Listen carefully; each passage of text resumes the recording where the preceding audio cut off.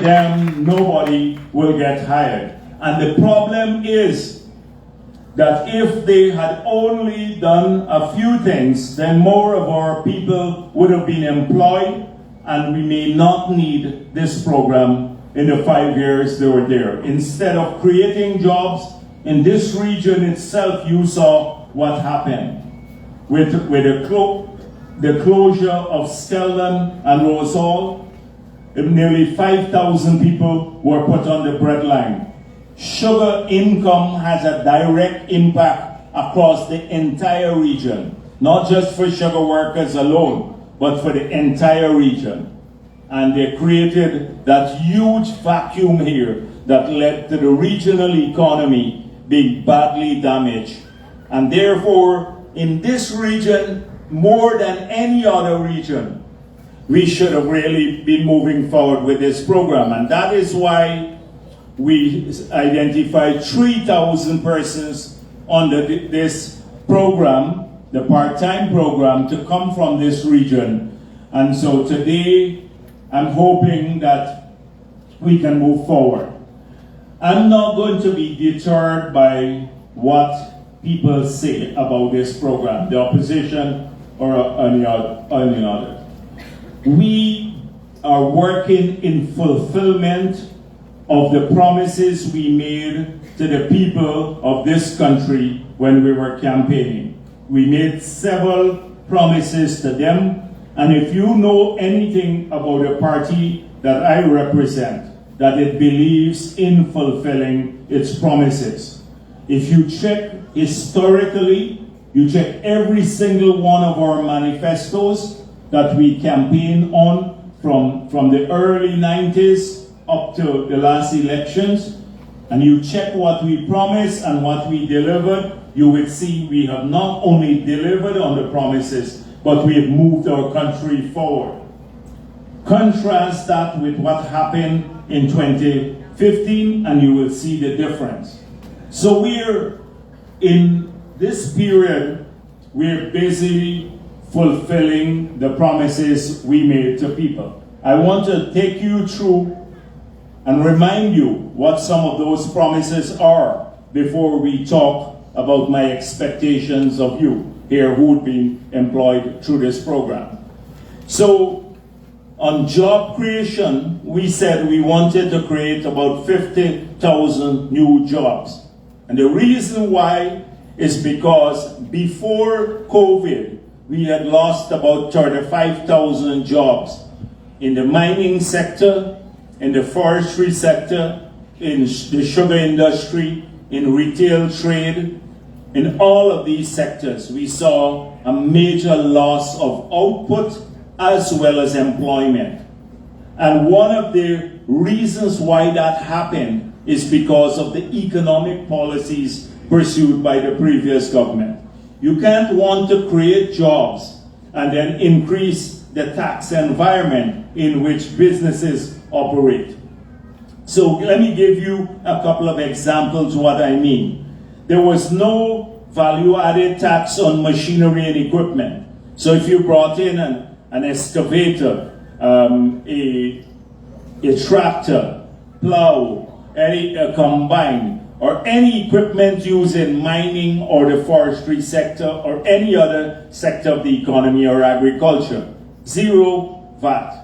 They put on a 14% tax on that. Immediately, a person bringing in a piece of heavy-duty equipment had to pay between $3 to $5 million more just in taxes. That led to a lot of people avoiding investments. They didn't want to invest. And you only can create jobs if you have more investments. So that really affected many business ventures. They then put the value-added tax on water and electricity.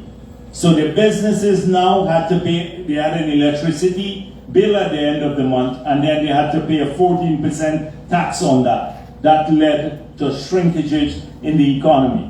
In agriculture, if you go across to the Region 5 MMA area, they increased the land and water charges from about $3,500 per acre per year to $15,000. Now, how a farmer who operates in a marginal sector with a very thin profit margin could survive in those circumstances? So we argued, if you do those things, you're going to cause a major problem in the productive sectors. In mining, they increase, first of all, the tributers tax from 10% to 20%, and then when we fought against it, took it back to 10%. 2 days ago, I saw a letter from the former Minister of Finance, Mr. Jordan, saying that he reduced the tax from 20% to 10%, but he, in the first case, took it from 10 to 20 and then brought it down back and claimed credit for it. But the sliding scale, there was a 2% final tax to the miners, they increased it to 28%, we fought against it, then brought it down and put it on a sliding scale. A couple of days ago, we reversed it. I met with the miners because we had promised them to reverse this in our manifesto. And so now we expect that the miners, more miners, and there are about 30,000, 40,000 of them who earn a living from this, that they can now go back and invest and do better in the mining sector. So we are busy fulfilling these. So we made it clear job creation was important. But how do you get to creating the jobs? You had to reverse all of these measures, tax measures. So we've reversed the water and the tax on VAT, electricity, on machinery and equipment. And we've seen an upsurge in investment since then, and more jobs being created. So outside of the 35,000 jobs that have been lost in the period, in the 5 years, when the pandemic struck, COVID, there was a shutdown by the government for almost the entire period. And we lost about another 35,000, 40,000 jobs because people couldn't go to work. Taxi drivers, they're working in the hotel industry, and almost any area. They couldn't go to work. So when we got into office, we got into with a deficit about 80,000 jobs. So that's where we now can't go with this what we promised, 50,000. We have to create in excess of 100,000 jobs in these years. And so we are busy working on that, and I want to tell you a bit about how we are approaching this task, because we need to get our people employed across the country. So in Region 4, we've seen an upsurge in investments, massive upsurge in in investment. If you live in 4, now the business community is looking for labor, can't find labor. I can find jobs for maybe as many people that you can identify here now with the employers in Region 4. So they now have to even try to bring people from other regions to work in that region. And the same thing is happening in Region 3, because we've started now shifting some of the oil and gas activities into Wales industrial, the Wales estate that was shut down by APNO, and the factory sold out. We're moving the oil and gas sector there and a bit offshore, so that we can do much more here. So in those 2 regions, we have a lot of jobs being generated, thousands of new jobs. In the other regions, we have had a harder time. Region 5, 6, Region 10, like Linden, Kokwani, all these areas, Region 2, and the hinterland regions. So we have decided that in this budget that we want to work at about 8,000 to 10,000 part-time jobs in the other regions, whilst to give us enough time to start shifting more investments into these regions so we can have more jobs, higher paying jobs, not just part-time jobs. We've already mapped out how we will do this in Region 5 and 6. A couple of weeks ago, maybe, we came out here, the President and I worked on the other end and he worked on this end. And we laid out some of the vision and what we're going to do in this region to make sure that we do that. I was telling the others at New Amsterdam about our plans for many areas, but including Palmyra area, where a stadium, before the end of the year, we'd start building a new stadium there. You'd have about 2 new major hotels there, hospitals, shopping mall, a whole range of stuff. Because these are going to be driving job creation in many parts of the region. We also are shifting some of the oil and gas activities out into the region, into 5 and 6. So we believe that these will generate quite a bit of jobs.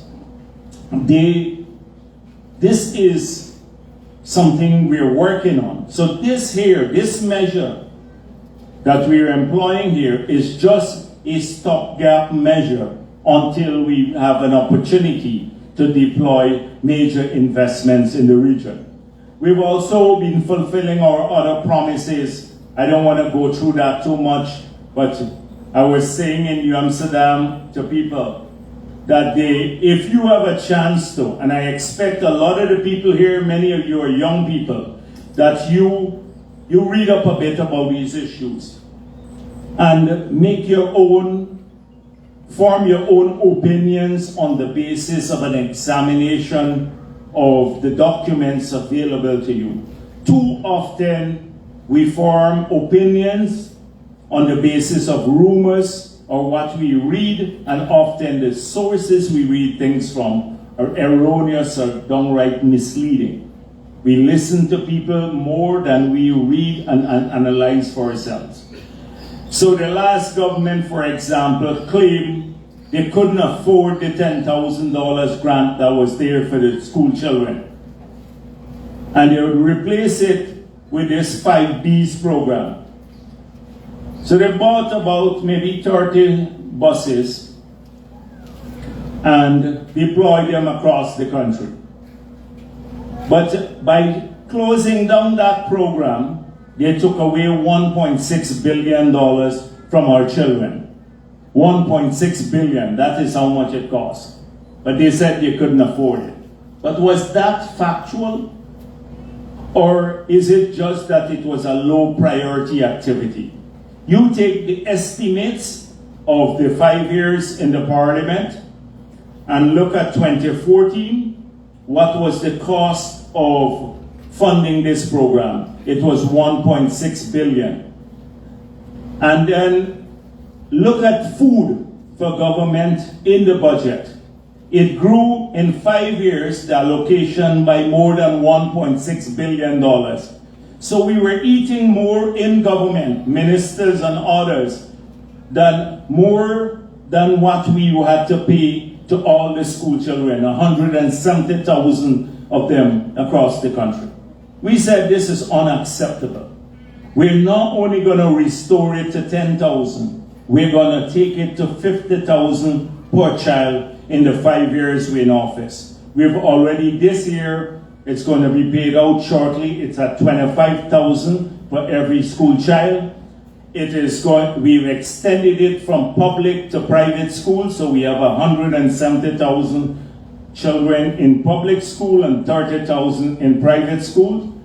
We've more than doubled the school uniform project grant from about $2,000, now it's $5,000, and this will be paid out. And by the 5 years, every child will have what we promised, $50,000 per year once they're in school. So we did not spend the last 2 years of the pandemic just sitting on our hands. We are busy delivering on the things that we promised. We also promised to double old age pension. We're in the 2 years, it's gone up by 40%. We will keep that promise. We promised to reverse the taxes I spoke of before, and we've done so. We promised to do 20,000, first of all, to make university education free. And within the 5 years, the University of Ghana fee will be removed and the government will pay for all the kids going to university. But in addition to that, we said we want to do 20,000 online scholarships. In the first year, we did 6,000. This year, another 5,000. That would be 11,000 in just 2 years. But we now made it clear that if we find 50,000 people here in Berbice, if we find all of you want to study and it comes up to 10,000 or 20,000 in Berbice alone, any one of you who want to study, the government will pay for your scholarship online. So you have that opportunity, and I expect that many of you who are on this program would utilize the chance to upgrade yourselves to study. You can do so at a technical level or tertiary level program, either even up to postgrad level, not just a first degree, a diploma or first degree. And many people who have not completed the basics to go on to those programs, we have a remedial program now where they can work for 3 to 6 months, and in that period they'll be prepared to now qualify to enter a technical level or a tertiary level program. So I hope that all of you who are working here, you will make sure that you explore the possibility of studying, because we want to ensure that all of our people upgrade their skill level. And you will have the time to do so because you're working only 10 days in the month. So these are a lot of the things that we have been working on in the last 2 years. We have had a difficult time dealing with the pandemic. When we got into office, the country was shut down. The airport was shut down. There was an order out that if anybody was caught with the pandemic, the government could come, take your property, burn your property. Check the order. People don't even believe it. Check it online. An order issued in about June of 2020. And we said, how are we going to shut down the country totally and then still try to create jobs, etc.? So the first cabinet meeting, we decided to pursue a dual strategy. And I must say that it has worked well for our country. The one about addressing the pandemic aggressively, so there was no hospital or no place to put COVID patients. We took a building that APNO was working on, that they gave to a few contractors that had no bed, no ICU, no oxygen, nothing. We transformed it. We then ensured that our testing capability moved from 40 per day to 5,000 tests per day we can do. We then started scouring the world for vaccines. Remember the US and Canada and all the big countries, they kept everything for themselves. People in the Caribbean, in Africa, in Asia, we couldn't get anything. We had to hunt vaccines around the world, got it in. And because of that aggressive approach, our per capita death rate is less than half of, say, the United States of America, that had the best medicines in the world, the best vaccines, and all of the protocols. All your attention was on managing the pandemic. So we came out fairly well, but we did it without locking down the country, like so many others. And so because we kept the country open, we've managed to get a lot of those people who were laid off because of the pandemic back to work. So that is maybe 35,000, 40,000 people who lost their jobs, like all the waitresses and everybody at all the clubs and the hotels and everything else. They're back to work now. So we have been, the country now, more people are working now than any time, say, up from 2014, because of that approach, keeping it open. We now remove all the restrictions. So, as I said elsewhere, we couldn't have this gathering, say, 2 months ago, because it would have been illegal to bring everybody together. And so we had to be creative in that period at a government level, meeting people, talking to them, keeping them in smaller groups, trying to address their concerns. But now that we're out of the pandemic, we can in full force start rolling out the programs that we planned on, and that when we campaign for the elections, we promise to the people of this country that we will do. We intend to fulfill all of them. But there is still an overhang from COVID. We still are faced with the consequences. The new consequences are cost of living increases. Cost of living increases. You would have seen that prices have gone up. What happened is that once there was a lockdown globally, many of the factories in China and US and everywhere else, they also shut down. So a lot of the things we import now, you can't find them, or the prices have gone up significantly. And freight prices have gone up. The war in Ukraine has now caused oil prices to go from $28 a barrel in 2015 to now it's about $120 per barrel of crude oil. So just imagine that steep increase, what its impact on many countries. Like, we've had a 50% tax on fuel. It's down to 0. And even by removing the tax, we still can't cushion the rise in the price. So this is going to be with us for a while until the system goes back to normalcy. You look at the United States, you talk to your relatives there, they're faced with the same thing. They don't even have, like now, they have a shortage of baby food. President Biden has to get the army to fly in from other countries baby food into the United States. Because that is the situation, the reality of it. We are lucky in this country because we produce most of what we eat. And so our Caribbean friends may not be in such a same situation. They import a lot of their food from elsewhere. Prime Minister Motley was here, and she said, if the boats can't sail from Miami to these islands for, say, a few weeks, many of them will not have any food in their country because everything gets imported from Miami. So we are heavily focused on addressing food security as a national concern too. Let me say a couple of things about oil and gas. You hear a lot about this, you read a lot of it is misleading. People say we have a lot of money now, we can spend on everything under the sun. We don't use oil and gas money. The first set of money came to the budget about 3 weeks ago. We've not used it since we got into office.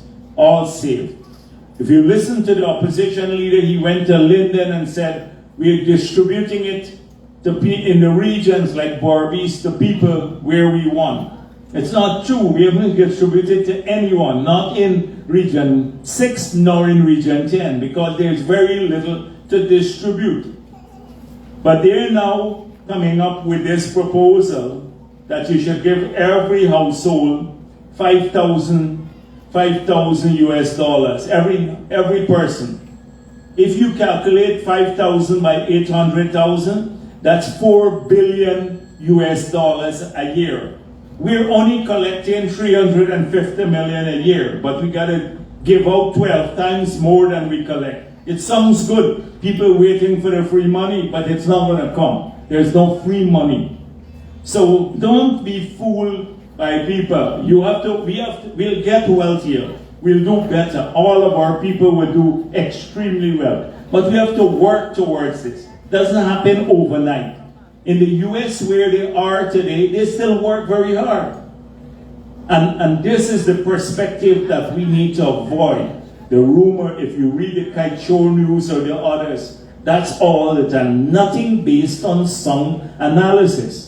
And if you know one thing about the People's Progressive Party, we've been very deliberate about the path to the future. We will avoid the popular things that are unsustainable and unimplementable. That is why this year's budget, we have increased the capital program by over 100%, unlike the last government where the capital program shrunk from 2014 to 2020. Why? It's because you need to build the base for a future sustainable economy. That is why. And so I urge you to read more about these issues. If the future will be carved for this country based on people like you here. And if you do so in a studied manner, in an analytical manner, we will avoid the problems that other countries have done. If we do so, create policies on the basis of hearsay and rumor, we're doomed, like many other oil-producing countries in the world. Venezuela used to produce 3 million barrels a day, and we are only doing 300,000. And they now don't have food.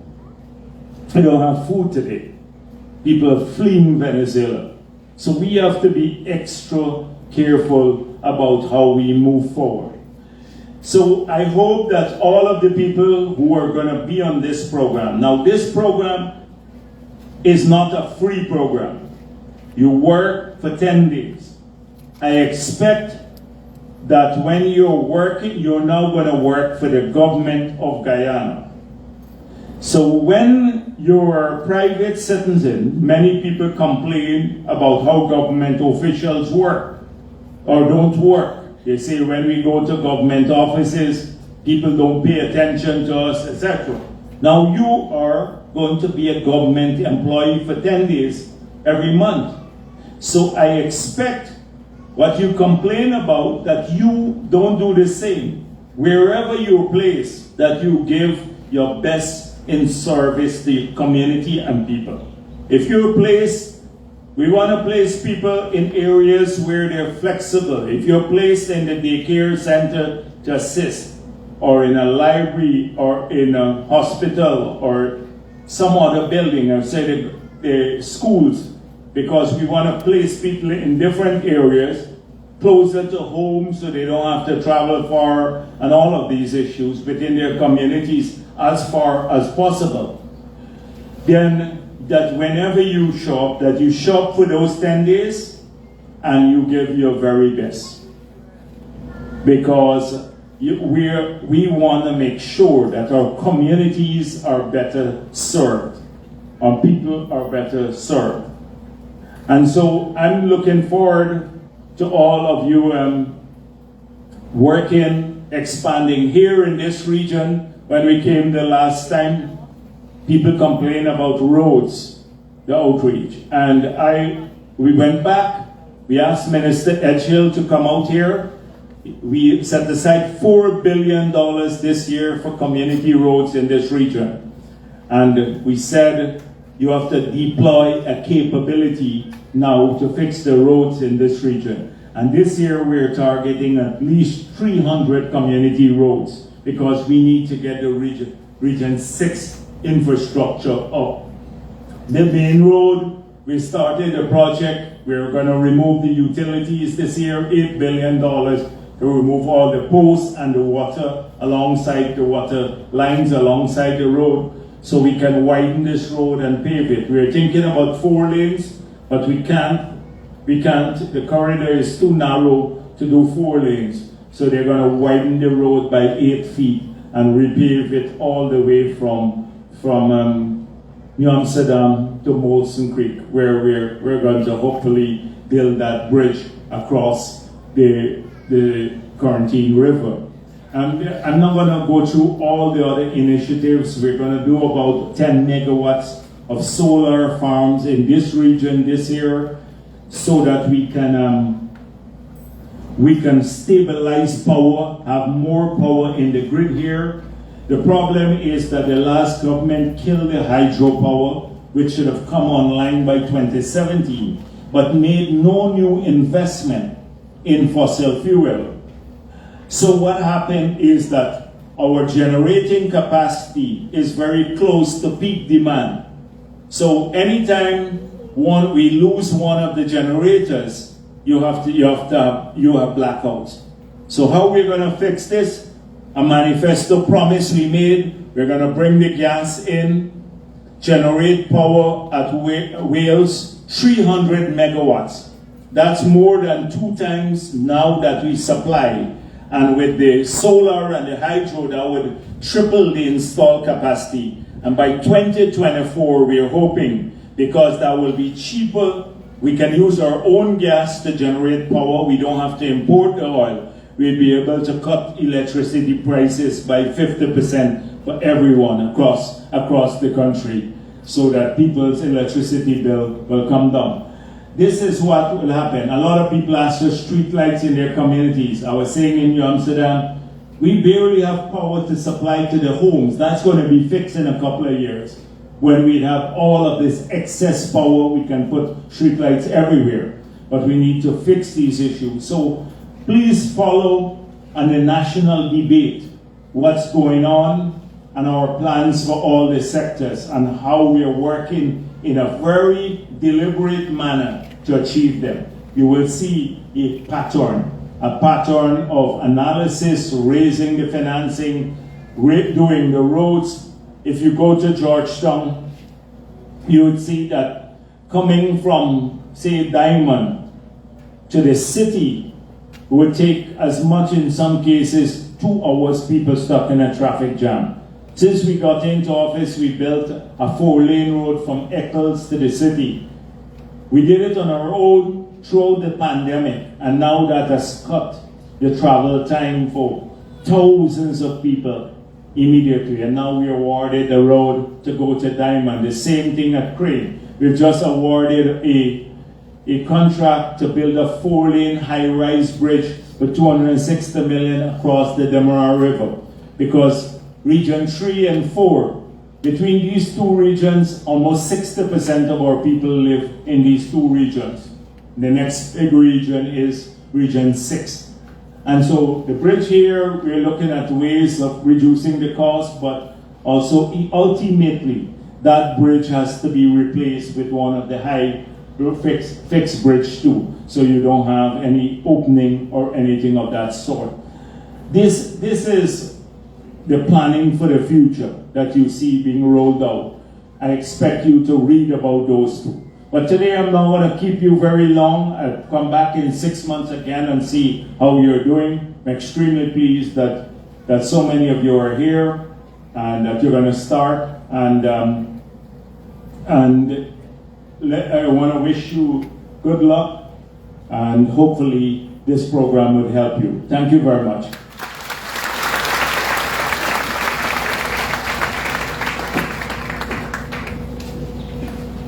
Right, thank you, Vice President.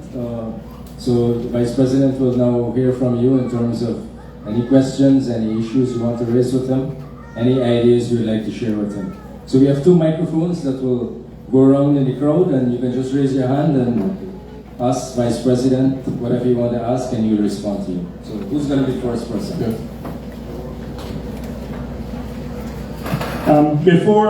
Before you raise any issue, let me just say that wherever we go, a lot of people want to raise issues concerning a number of problems they encounter in their communities.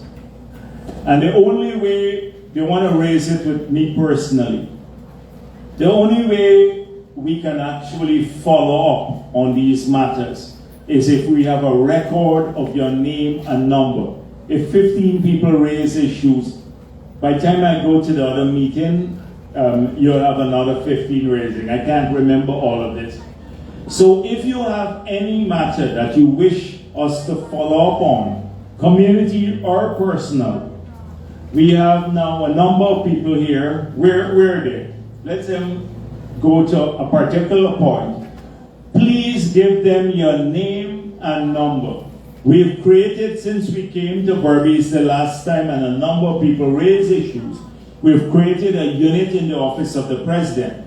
When they get your name and number, they will then go, that unit will call you to find out what the problem is. So then we can actually follow up on matters. If you just raise them here, it doesn't, it doesn't solve the problem. We're interested in trying to solve problems.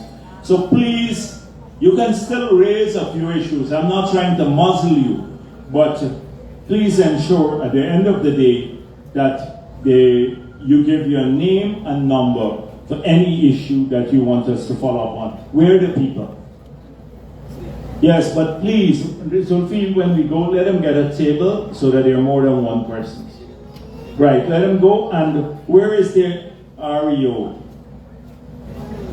Yes, go and sit there because y'all just lingering around. Yeah, so that we can get your name and number, right? So please, go to these gentlemen, let them make your name, right? Take your name and number. Thank you. So you're free to raise any issue now. That wasn't meant to muzzle you.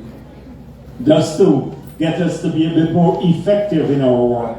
Okay? Yes, look at, there's a gentleman at the back.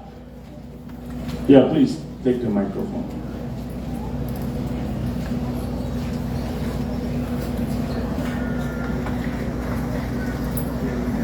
Good afternoon to Mr. Jagdeo. Good afternoon to everyone. There is a question. Good afternoon to everyone gathered here. Good afternoon to our former president, Mr. Jagdeo, and his entire group and his team. Question that I asked earlier: how long the program gonna be if the government change, if it gonna fail or whatever? Oh well, that's. Elections are going to be in 2025, so you have a long haul till then. December 2025, so don't worry about that too much at this stage. I know you're worried given what you heard said about it. Norton said he doesn't support the program, but don't worry about that. You have a long haul, yes. Okay.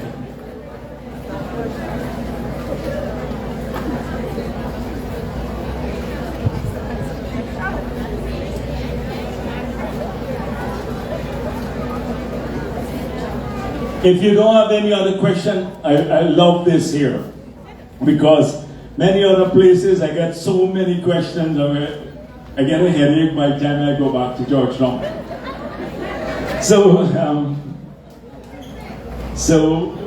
yes, someone is trying to get the catch it. All right. Look at a lady here. You weren't trying? Oh, you were saying no. Oh, okay. I thought you were trying to catch my attention. Okay.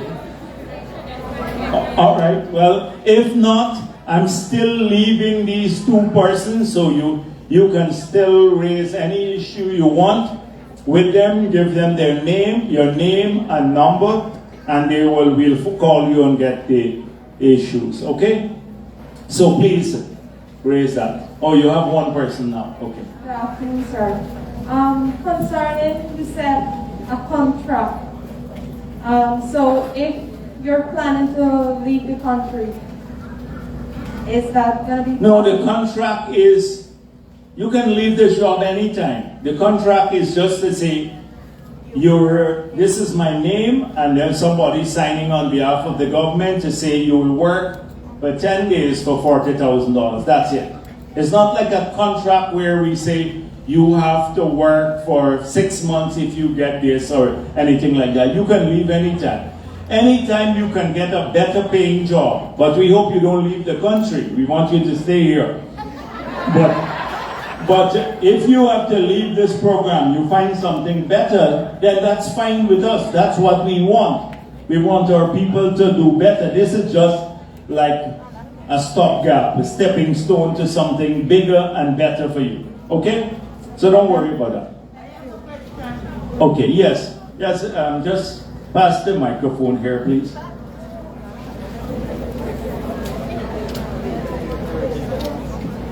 It's going to be two questions in one. Why and when we are going to get our own aircraft to bring us home? This is, up till last night, we have a discussion on this issue. The president told me we've been trying to see how many more airlines we can get to fly to this country. I'm told now a ticket, a first class ticket to Miami is $5,000. It used to be like $1,000. It's $5,000. They don't have any space. A regular ticket to Miami is maybe nearly $2,000.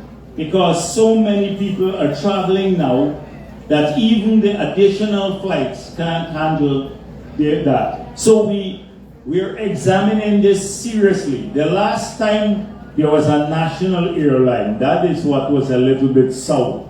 We had 560 employees to one aircraft that we are leasing. And it was very inefficient. So, but we have to, if we can't get more private airlines to fly, the government would have to engage. This is something that the president himself, because you know at one time he was Minister of Housing, Tourism and Water when I was president, and he dealt with a lot of the airlines as Minister of Tourism. So he has an enormous background and history to this. So he's been working on his own. But I know we're exploring that seriously too. That if we can't get private capacity, then we have no choice but to have a national capacity. Yes. We need more than one. Yeah, all right. Okay. I know our people are stranded everywhere around the Caribbean, up North America, and they want to come home. The fare should be cheaper, and a lot more will come home as things start getting better. I didn't even tell you about the local content legislation that we passed, forcing the oil and gas companies now in 40 areas. They can only there's a carve-out, almost 100% carve-out in some of those areas, where they can only get labor or they can buy goods and services from Guyanese now. So that's creating a huge opportunity for Guyanese. Some of the people who went away to Trinidad and all, they didn't want to come, now they're coming back.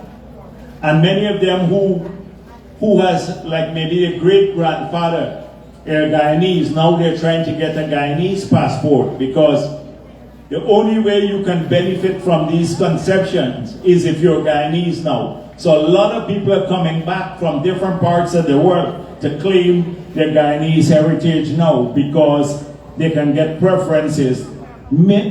Hundreds of millions of US dollars will now be available to only Guyanese companies and Guyanese individuals through procurement opportunity. So you're right. We're going to have an upsurge in people coming back home. Yeah, because I'm retired and I'm home. Yes, that's good. That's good you're here. Yeah. That's good you're. Where did you come from? New York. I'm New a York. retired nurse. No, that's good.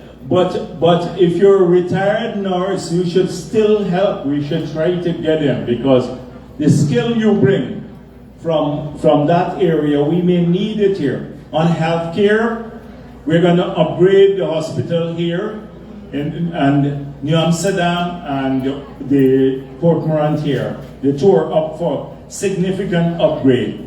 And then we're building a new 30 million US facility in the Skeldon area, that area. What's the village again?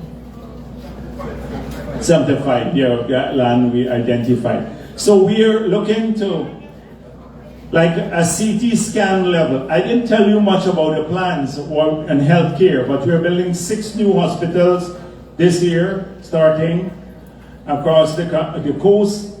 We're starting a children and maternal hospital, a world-class one for all the difficult cases. So if we have children who need special care, they can go to that one, because it's only for women and children who need special attention. It's going to cost us about 175 million US dollars, but this will be a world-class hospital. And it's starting this year too, whilst we upgrade the regional hospitals. So every one of these hospitals now would have, for example, a CT scan. Now if you need one, you have to go to Georgetown, sometimes go and pay in private sector, you'll be able to get it hopefully within 2 years right here in the region for free, done from the government sector. So a major plan to upgrade healthcare right here in this region, but not just here, across the country. But still really need a OR. Not right. And they will have so the new hospital would be 65,000 square feet. It will have about 75 beds. It will have 3 operating theaters. So, and almost all the departments that you can find now in Georgetown, it will have. It would be very soon. Yeah, it's starting before the end of the year. We're hoping to start the construction in maybe in another 4 or 5 months. I'm holding you by your word. Yeah, yes. You can do that. You can do that. Yeah. But we should try to get more involved if he has still. Are you going to be on this program? You're going to be on the program? The part-time program? Okay, well then maybe to help out in some of the hospitals here. And the care center and stuff like that. Okay. Yeah, get her name for me, please. I'm from Black Coast, right? Let's be all there. And we got some problem with cow there. I know the cow problem. There's an old problem here now. Sophie said he just gave you some wire the other day. I know the old problem with the cow and stuff. Make a note of it, but you have the Minister of Agriculture who is from Region 6, who you all should be seeing every day. Okay? He's from Region 6 and he goes in there. Well, the wire will be right down the foot savannah, but the man will lose the cow and the whole village set up. Yes. People express here. So this problem with between rice and cow and cash crop and cow is Not like 1 or 2 cow, we get over 5, 6. Yes, that is what I'm saying. Is the people, we government get caught in the middle all the time, every time. So you expect, we're gonna try to see what we can do, okay? But we can't come and stand up there and chase cow every day. We got country to run to, you know. So we're gonna try those. Let's see what we can do. Okay. Good afternoon, Mr. Vice President. Good afternoon, Vice President, honorary ministers. My name is Pekordich, and I reside at Adventure to Leader District, and I am working along with PDP, Right. party, and the people in the community begging me to represent me. Saying this to you, sir, to assist us in the NBC problem. We have tremendous problems in the NBC with the people working here. All right, so Nigel is the Minister of Local Government. So Nigel, you should meet with Nigel and let him visit, and then we can bring the people out, bring the NDC together, the leadership, and let's try to solve the problem. Thank you, sir. Okay? All right. Thank you. Okay, you're welcome. All right, good afternoon, Mr. Vice President. So, there are a number of persons with disabilities that actually apply for these part-time jobs. So I just want to know how accommodating they are for persons with disabilities. So we are not excluding anyone from this program because of any disability. We're not excluding. So if you apply, you will get on the program, and then we place you in some way that would help, do something that is also where you're earning, but is easy for you, okay? So there's no restriction for people with disability. Now, if you look at our manifesto, we're now working, and the First Lady has a special initiative that in each region we want a premier center for people with disability in each region, and then a school or a center where we can address children who have special needs. So in that part of our manifesto promise to, and we intend to deliver on it. So we're going to work on that issue too. But no person with disability must be excluded from this program. Okay? Good afternoon. Well, it's something that I was wondering about. When it comes to like main roads along this area, like, is it possible that there could be like another main road so that they can have like more residential areas around the region? I didn't get that. Sorry.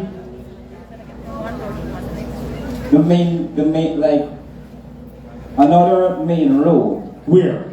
So let me tell you what. When we were widening this road here, after we ran into the difficulty, we wanted to do 4-lane all the way from Molson Creek to New Amsterdam.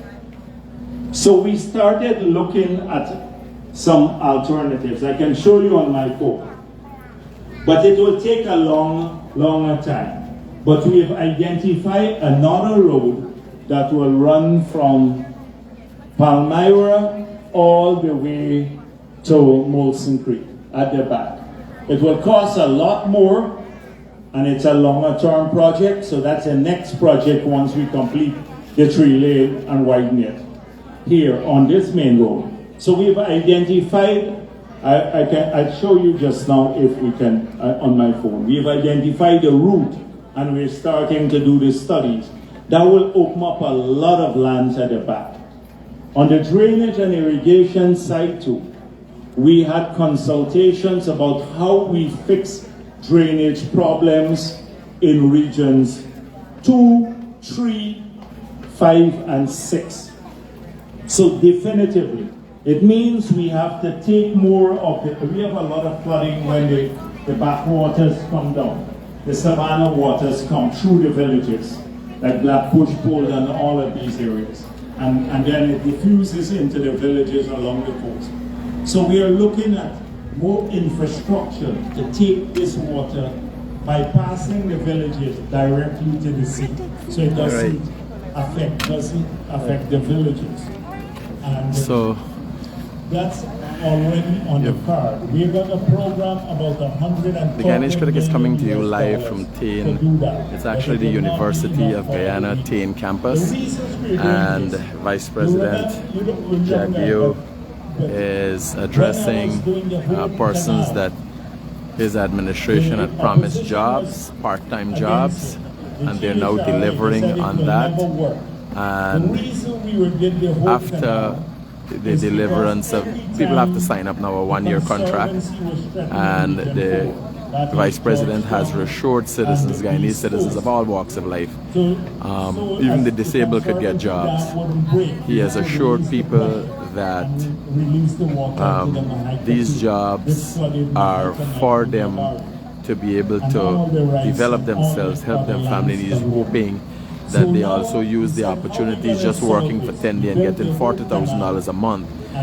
Use the spare time that they have to educate themselves, join the GOLD program, and develop themselves. He is now having discussions with residents about issues affecting them, and there are persons who are taking down names of persons with issues to help them further. So you have heard it live from the Guyanese Critic. We're heading to the next location where they will be giving more jobs.